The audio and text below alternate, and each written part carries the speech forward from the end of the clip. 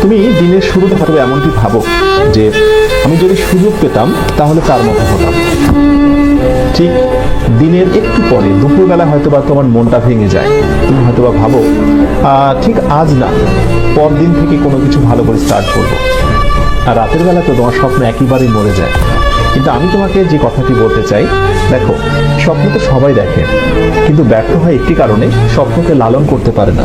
মনে রেখো, স্বপ্ন দেখা অনেক সহজ, স্বপ্নকে লালন করা অনেক বেশি কঠিন। স্বপ্নকে টিকিয়ে রাখতে হয়।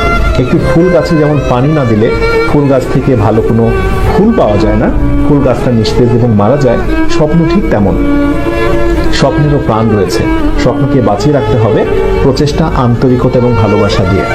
উদ্যোগ নাও, প্রচুর পরিমাণে পরিশ্রমী হও, চোখের ঘুমকে বিদায় দিয়ে দাও। প্রতিদিন 6 ঘন্টার উপরে ঘুমিও না।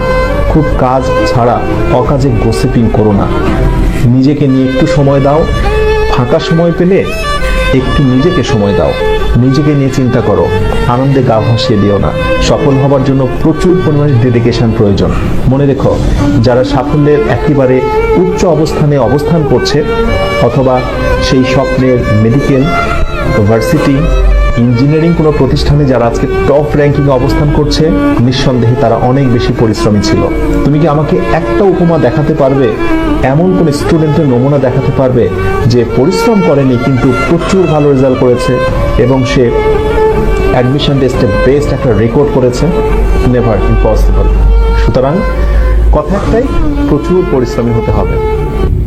পরিশ্রম করতে শেখো তোমরা, আগেই কোনো কিছু পেতে শেখো না। মানে আমি কি পাবো ভবিষ্যতে এটা আগেই ভাবার দরকার নেই। তোমার কাজ হচ্ছে পরিশ্রম করা, কারণ আল্লাহ কখনোই কারো কর্মের প্রতিফলকে নষ্ট করে না। এটা তোমাকে বিশ্বাস করতে হবে। এই কথাটার উপর একটু আমল করার চেষ্টা করো।